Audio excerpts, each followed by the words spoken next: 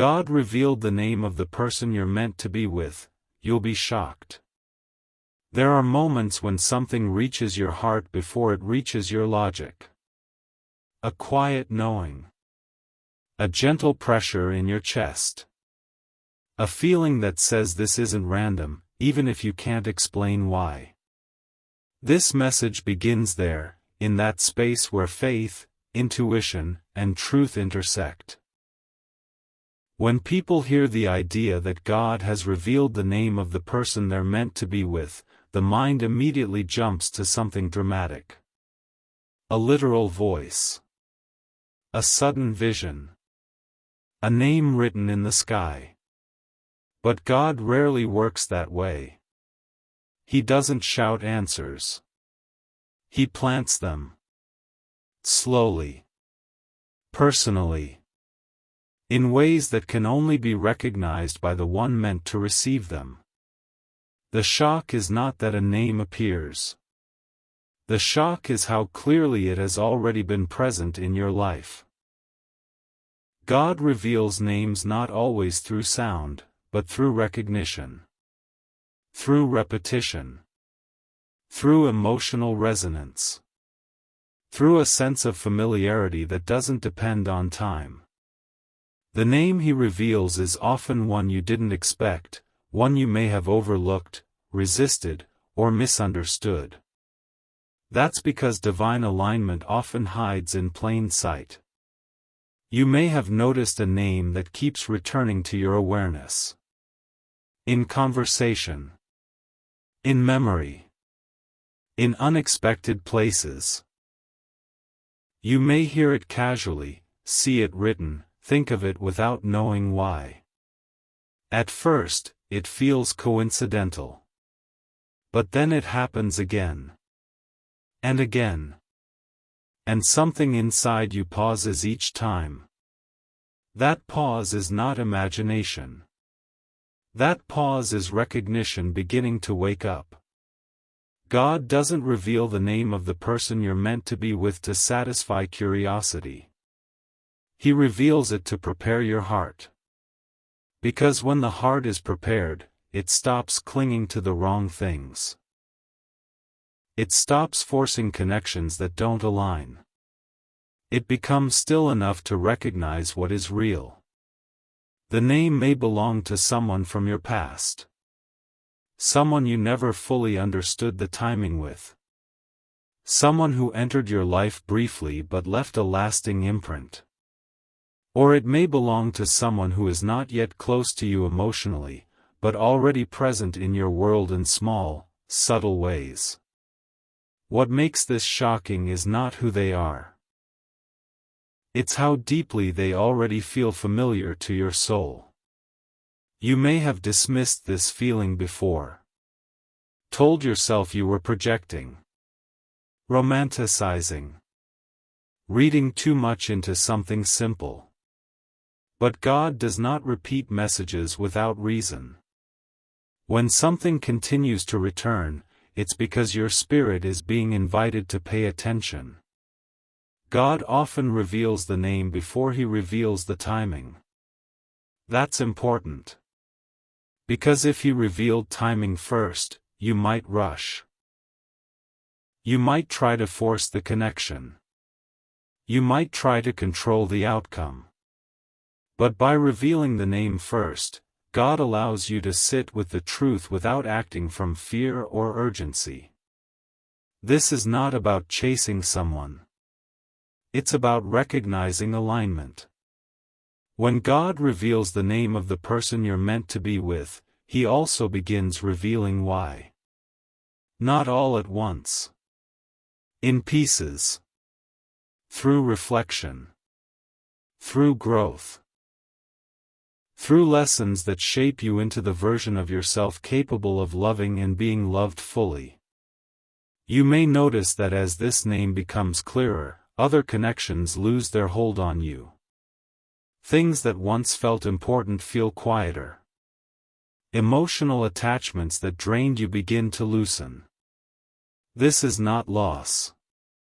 It's refinement. God is clearing space.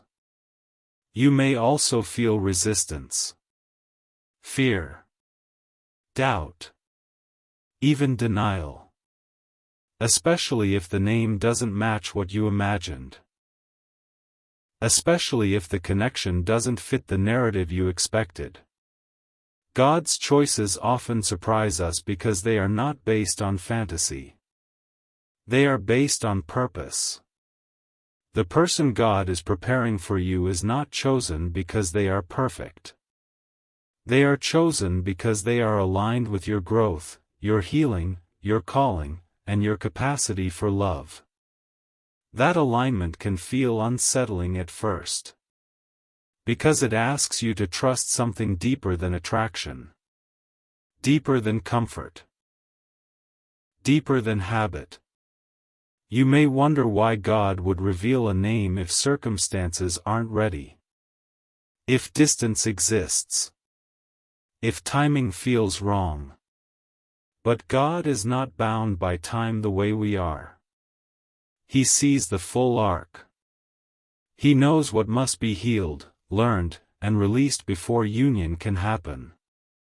Revelation is not permission to act.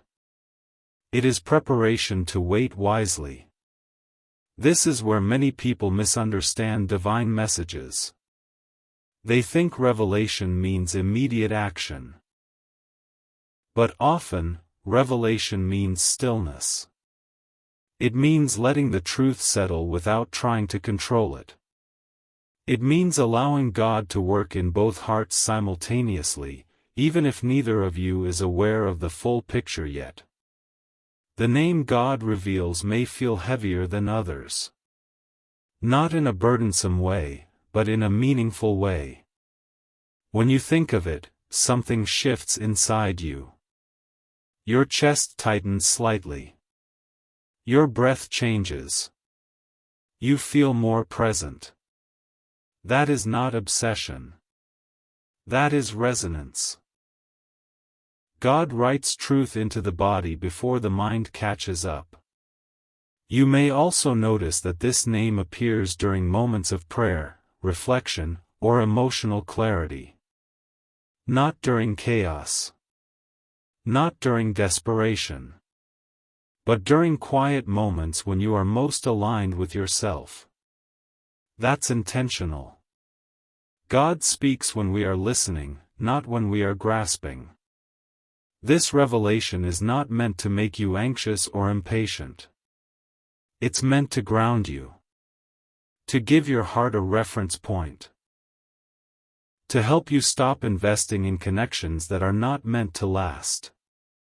Once you recognize the name, you may find yourself becoming more discerning. Less willing to settle. Less willing to ignore red flags. Less willing to stay where love feels forced or empty. This is the hidden gift of revelation. It doesn't trap you. It frees you. You are not meant to wait passively for this person. You are meant to continue becoming who you are meant to be. God is aligning both paths simultaneously, even if they don't appear to be moving toward each other yet. Faith is not about seeing the full picture. It's about trusting the part you've been shown. And what you've been shown now is not random. The name is not a coincidence. The recognition is not imagination. The stirring is not accidental. God does not play with hearts. If He has revealed this to you, it is because you are ready to carry the truth without forcing the outcome. In the next part, we'll talk about how God reveals confirmation, how to distinguish divine alignment from emotional attachment, and what to do when the name is clear but the path is not. For now, let this truth sit gently with you. God has already begun the conversation. And what He reveals next will make even more sense once you understand why this name found you before the future did. As this awareness deepens, God begins to clarify something essential, something many people misunderstand when they believe a name has been revealed. The revelation is not about ownership. It is not about certainty in the way humans define certainty. It is not about control, entitlement, or expectation. It is about alignment, timing, and preparation. When God reveals a name, He is not handing you a promise to cling to. He is handing you a mirror. That name carries meaning because of what it awakens in you, not because of what you are meant to do immediately. The recognition you feel is less about romance and more about resonance. Something in your spirit recognizes something in theirs, even if neither of you is yet fully ready to live inside that truth. This is where faith becomes subtle. You may have expected that once the name became clear, everything else would fall into place. That clarity would bring relief. That certainty would calm your heart. But instead, you may feel a strange mix of peace and discomfort. Calm, but also questions. Stillness, but also longing. That combination is intentional. God does not reveal alignment to rush you forward. He reveals it to slow you down. Because rushing would interfere with the work He is doing beneath the surface. In you. In them. In the circumstances surrounding both of your lives. You are not meant to act on this revelation from emotion. You are meant to hold it with humility. This is difficult, because the human mind wants resolution. It wants timelines. It wants assurance. But God often withholds the when, so the why can take root properly. If you knew exactly how and when things would unfold, you would try to manage it. You would shape yourself around it. You would attach your peace to the outcome.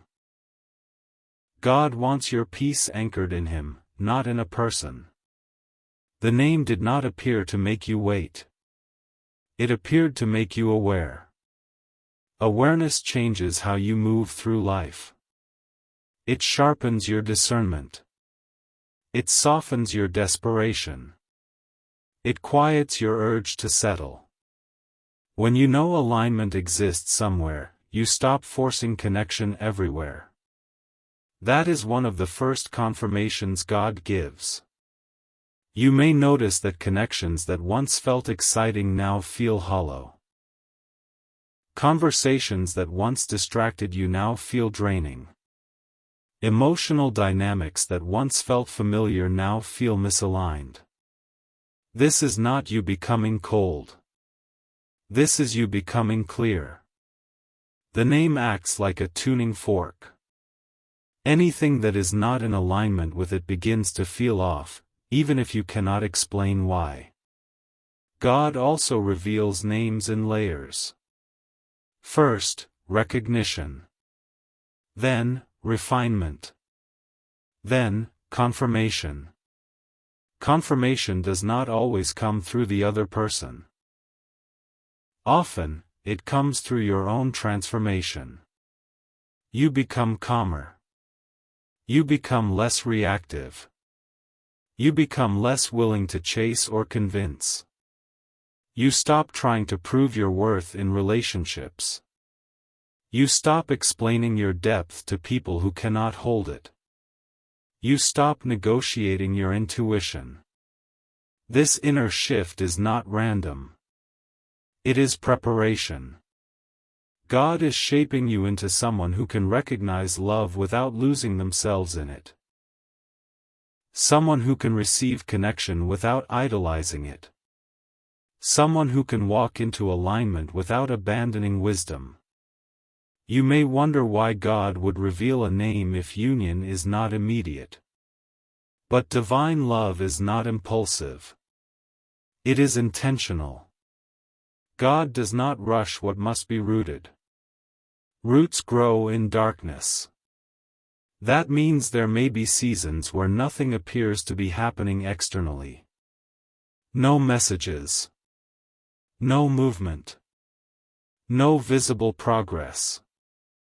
This does not mean the revelation was wrong. It means the work is internal. Both of you are being shaped. You are being taught patience without passivity. They are being taught readiness without fear. And neither lesson can be rushed. God also uses this revelation to test something quietly, your trust. Not trust in the person.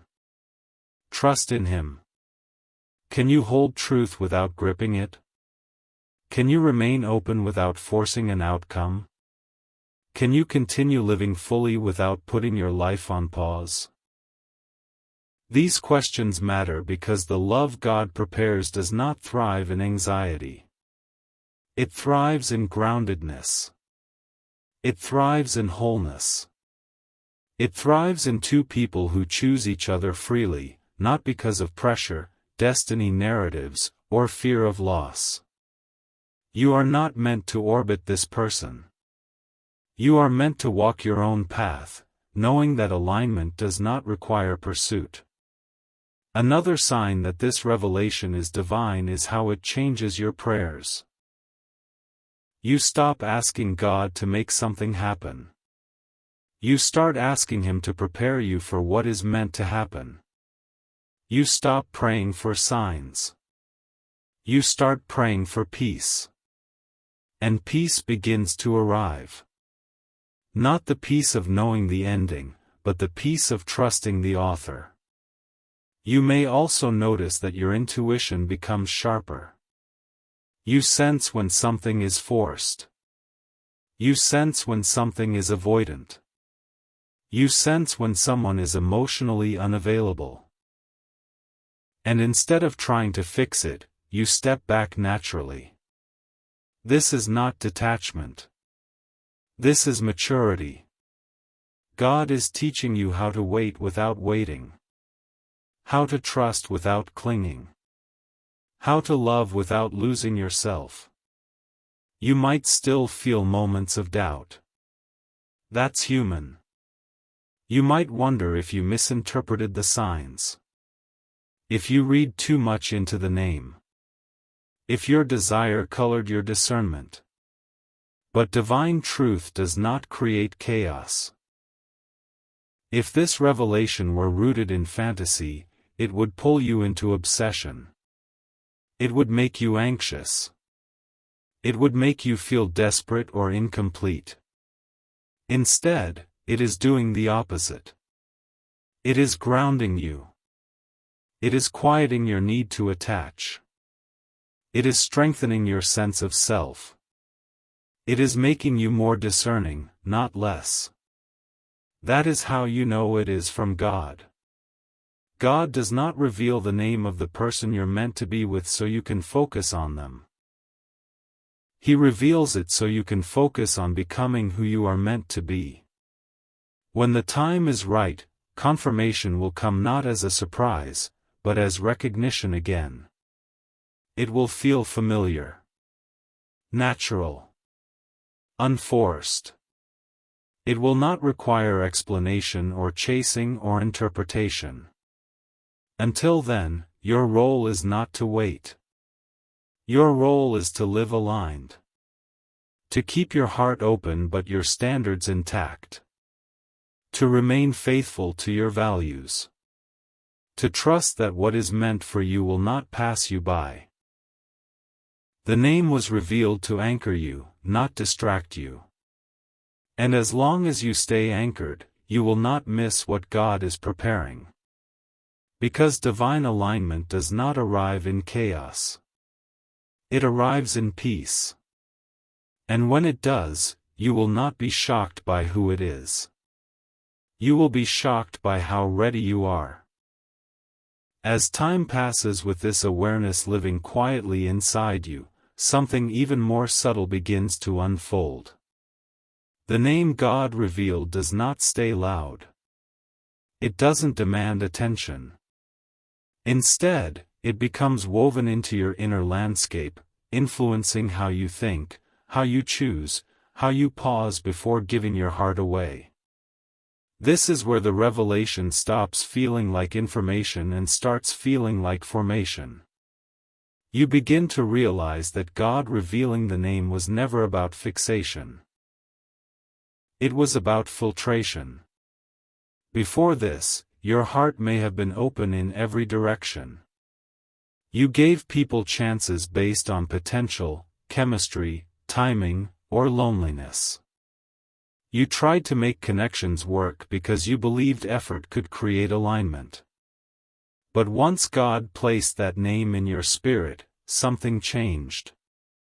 Not because you compare everyone to that person, but because your soul learned what resonance actually feels like. And once you know that feeling, you cannot unknow it. You start to feel the difference between attention and intention. Between interest and investment. Between someone liking you and someone being able to walk beside you with emotional steadiness. Conversations that once felt exciting now feel thin. Compliments that once mattered now feel empty if they aren't backed by presence. This isn't you becoming difficult. This is you becoming honest. God is using the revelation to protect you from misalignment. Not by warning you loudly, but by quietly strengthening your inner compass. You no longer need dramatic signs to know when something is off. Your body tells you. Your energy tells you. Your peace tells you. And peace becomes your guide. You may notice that you're no longer chasing clarity from others. You're not pushing for labels, definitions, or reassurance the way you once did. Not because you don't care, but because you trust that what is meant for you will not require you to interrogate its existence. This trust didn't come from optimism. It came from experience. You've learned what it feels like to pour yourself into something that could not meet you. You've learned how exhausting it is to love someone who is unsure, unavailable, or inconsistent. God allowed you to learn those lessons so that when alignment appears, you will recognize it by how little effort it takes to be yourself. The name God revealed becomes less about the person and more about the standard. Not a checklist. Not an expectation. But a frequency. A sense of emotional maturity, spiritual depth, and mutual readiness that your heart now requires. You may also notice that your relationship with God changes during this phase. Your prayers feel less urgent. Less transactional. You're not asking for signs anymore. You're not bargaining. You're not pleading for outcomes. Instead, your prayers sound more like quiet conversations. You begin to trust God's silence as much as His words. That's a big shift. Silence no longer feels like absence. It feels like space being held. Space for growth. Space for timing. Space for things to unfold in ways that don't require your control. God is teaching you that divine love is not anxious. It does not rush to prove itself. It does not compete for attention. It does not create confusion and call it mystery. Divine love is steady.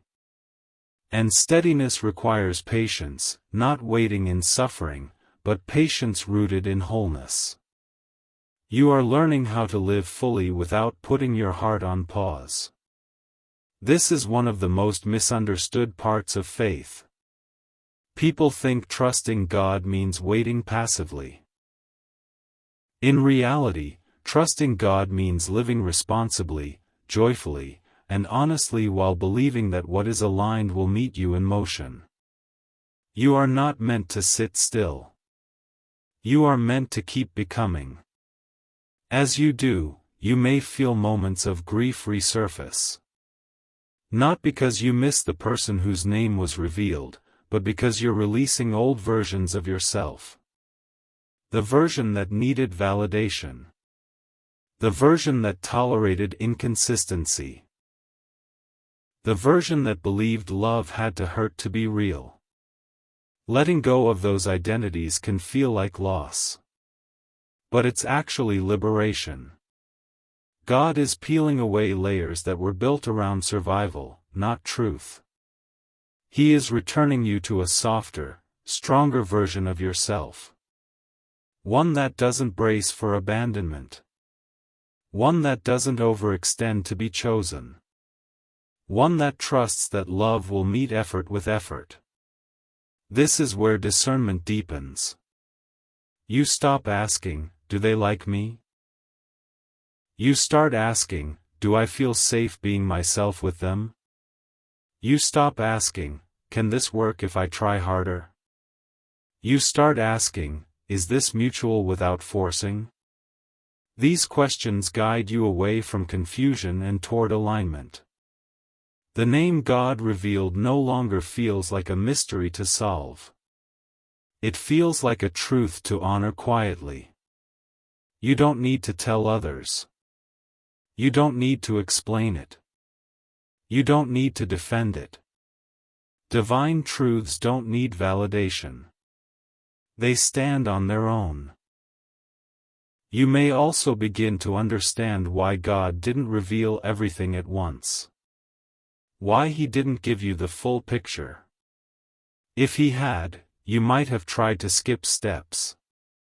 You might have tried to interfere with timing.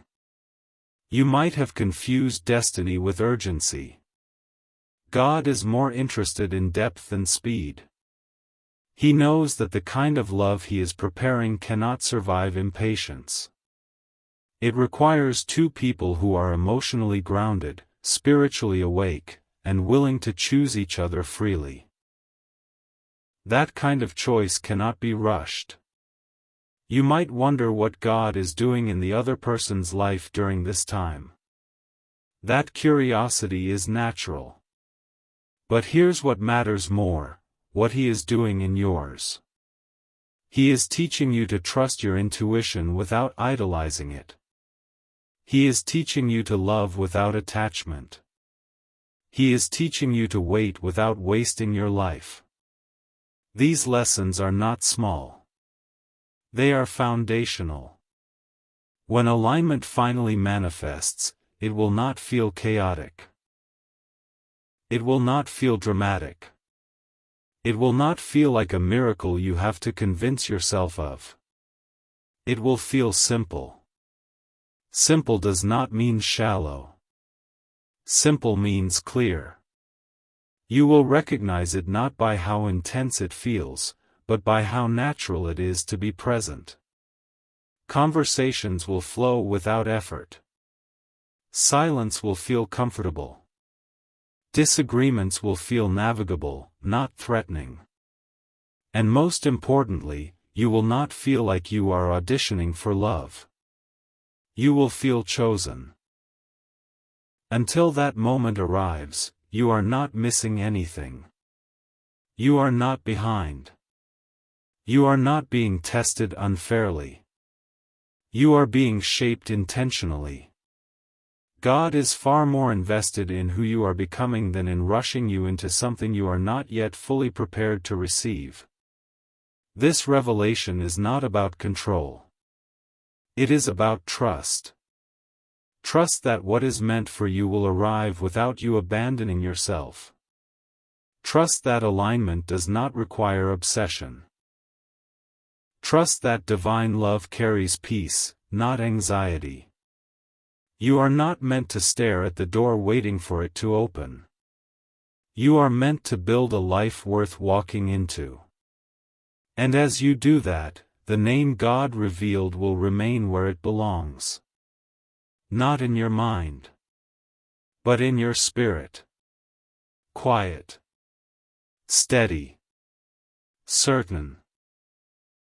And when the moment comes where paths align in reality, you will understand why nothing was rushed, why nothing was forced, and why you were asked to hold the truth gently instead of tightly. Because the shock was never about discovering who the person is. The shock is realizing how much you've grown into someone who can finally receive what God has been preparing all along. As this awareness continues to live inside you, it starts to do something even more profound. It no longer feels like a secret you're holding. It feels like a quiet agreement between you and God. An understanding that doesn't need to be spoken aloud, explained to others, or proven through action. It simply exists, steady and grounded, shaping you from the inside. This is where many people expect something dramatic to happen. A sudden reunion. A message. A sign so obvious it removes all doubt. But instead, what happens is subtler and far more transformative. Your inner world stabilizes. The urgency fades. The need to know what's next loosens its grip. And that alone tells you something important. God is not preparing you for chaos. He is preparing you for peace. When the name was first revealed, it may have stirred emotion, curiosity, even longing. Now, it sits differently. It feels calm. Familiar. Almost neutral, yet meaningful. This shift is not because the revelation is losing its power. It's because you are growing into it.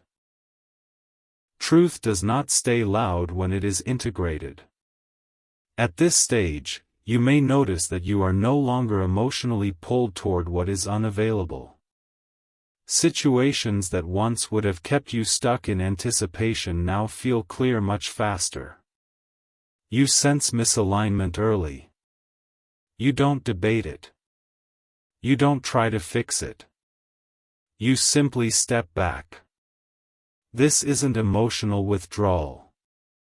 It's emotional sovereignty.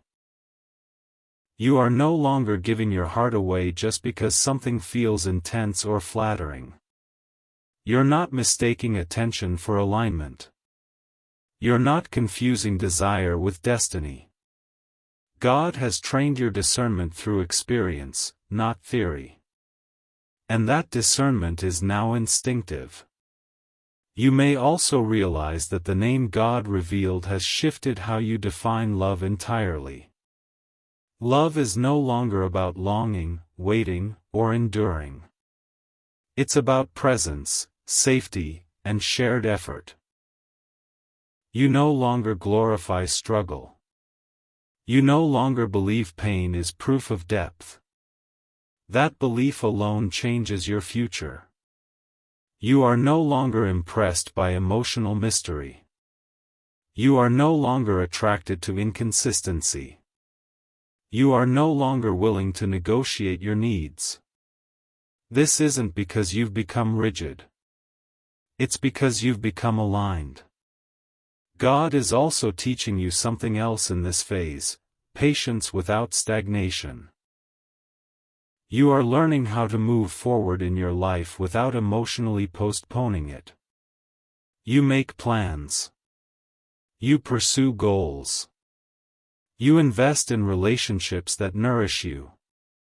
You live fully. And you do this without feeling like you're betraying the truth God revealed. That balance is crucial. Because divine alignment does not ask you to freeze your life in anticipation. It asks you to live so fully that when alignment arrives, it meets you in motion, not in waiting. You may still think about the person whose name was revealed from time to time. But it doesn't hijack your emotional state. It doesn't determine your worth. It doesn't dictate your choices.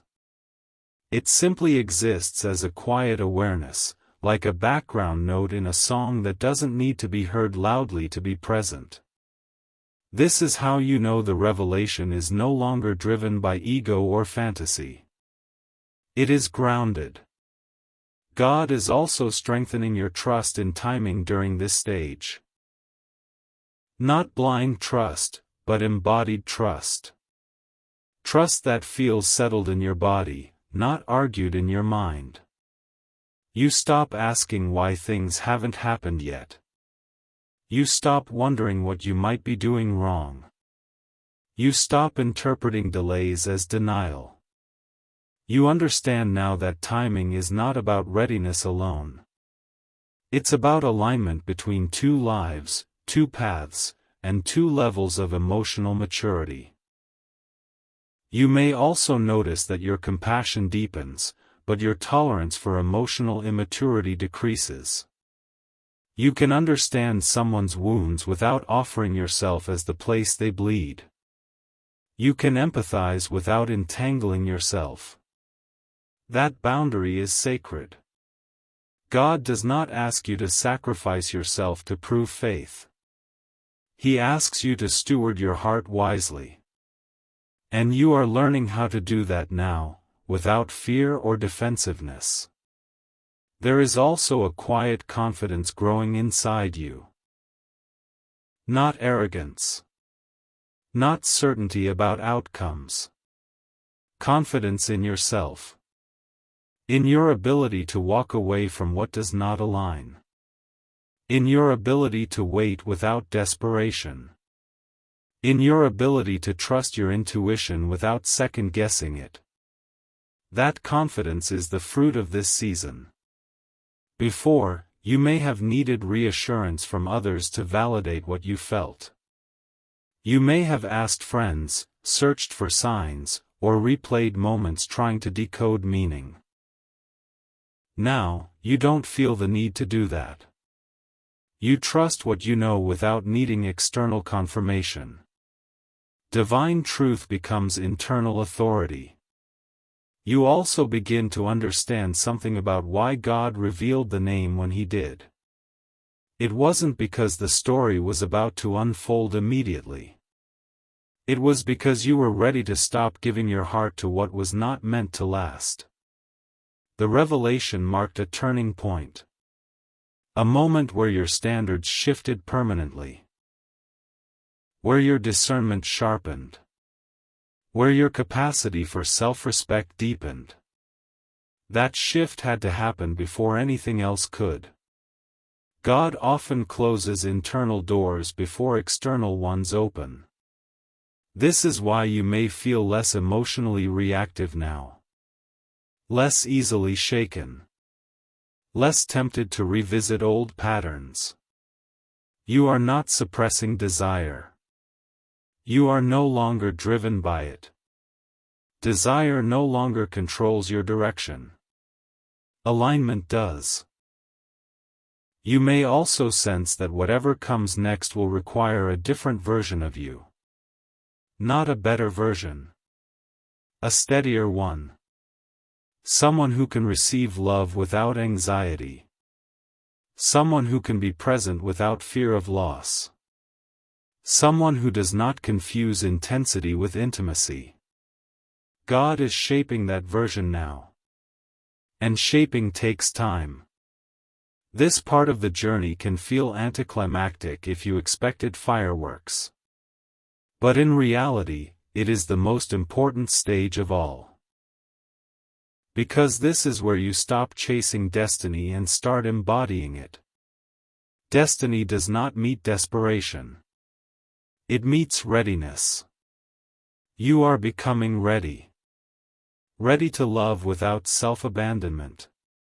Ready to choose without fear. Ready to be chosen without doubt. That readiness is quiet, but it is powerful. When the alignment finally manifests in real time, you will not feel shocked by how fast it happens. You will feel surprised by how natural it feels. Like something clicking into place rather than crashing into your life. And when that happens, you will understand why God asked you to hold the revelation gently instead of tightly. Because what is truly meant for you does not need to be chased, tested, or controlled. It arrives. Until then, this season is not empty. It is formative. You are being prepared for a love that does not confuse you, a connection that does not drain you, and a partnership that does not require you to disappear to make it work. This is the stage where faith becomes lived experience. And that is far more powerful than any sign could ever be. There comes a moment in this journey where you realize something quietly powerful. You are no longer trying to figure out the meaning of the revelation. You are living from it.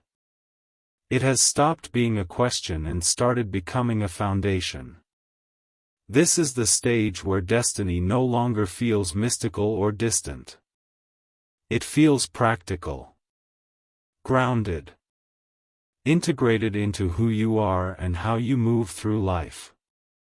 This is where many people finally understand why God did not rush anything. If things had happened earlier, you might have confused excitement with readiness. You might have mistaken desire for alignment. You might have entered something sacred with a heart that was still negotiating its own worth.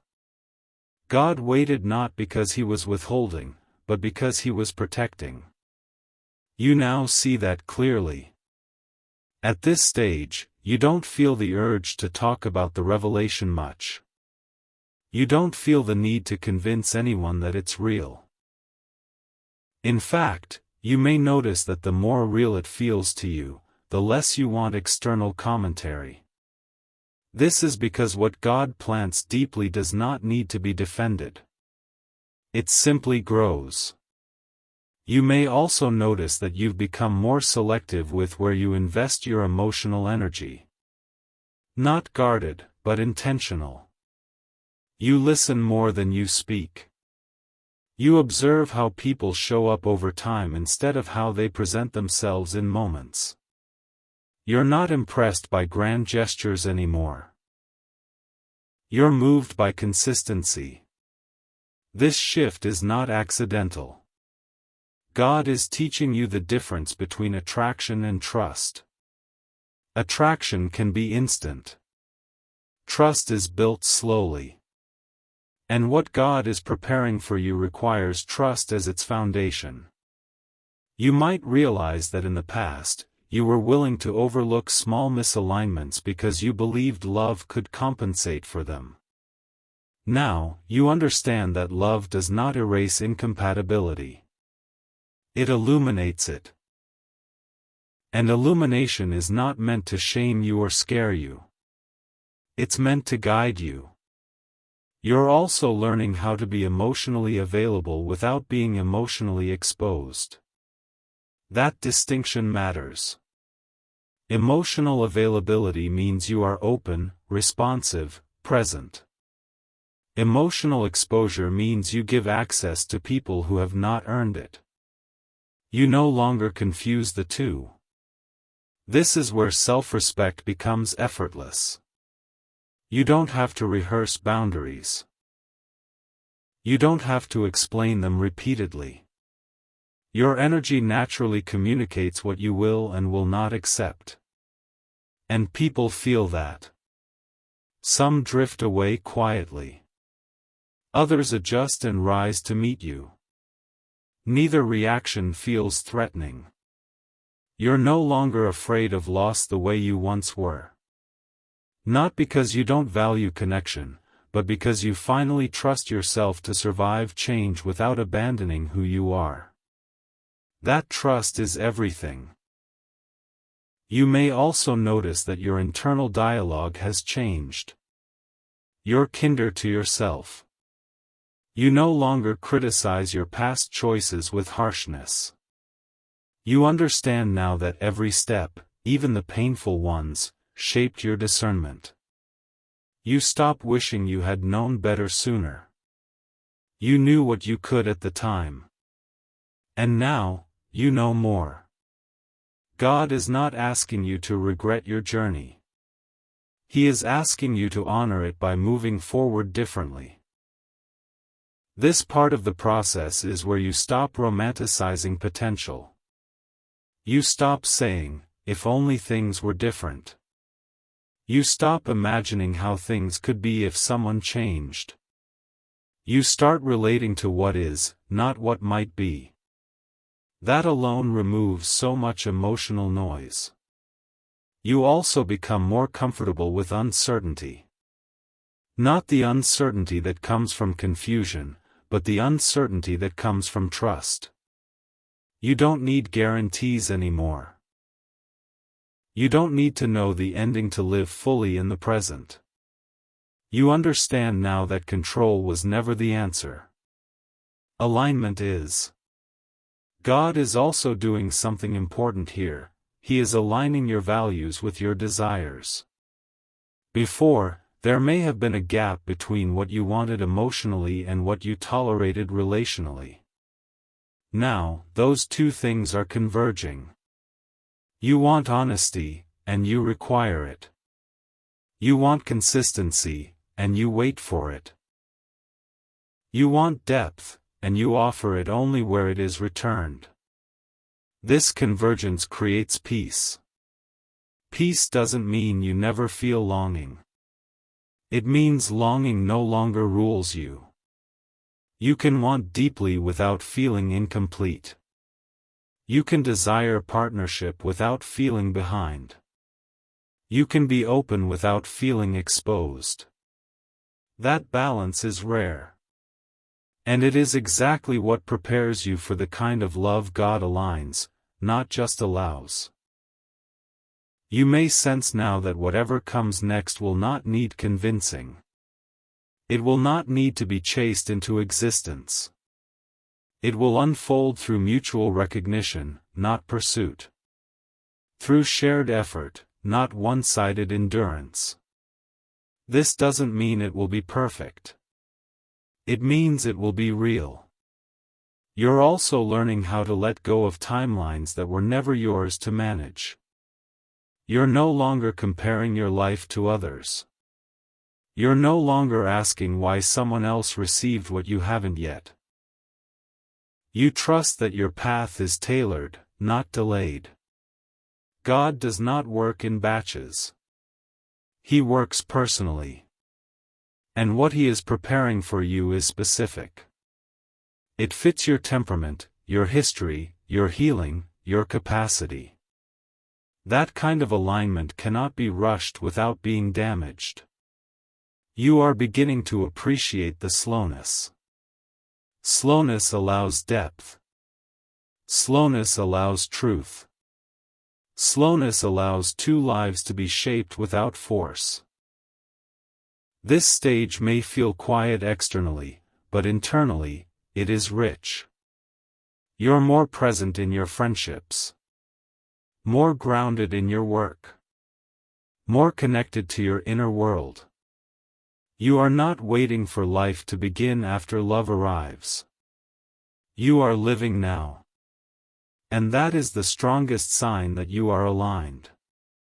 God never brings union to someone who is still waiting to be completed. He brings it to someone who is already whole and willing to share that wholeness. You are moving into that wholeness now. This is also where fear loses its power. Not because fear disappears, but because you no longer let it drive. You don't rush into things out of fear of missing out. You don't stay in things out of fear of being alone. You choose from clarity. Clarity is calm. Clarity is steady. Clarity does not beg. It waits without wasting time. As this part of the journey continues, you may not feel dramatic shifts day to day. But one day, you'll look back and realize how different you are. How grounded. How self-assured. How peaceful in your own presence.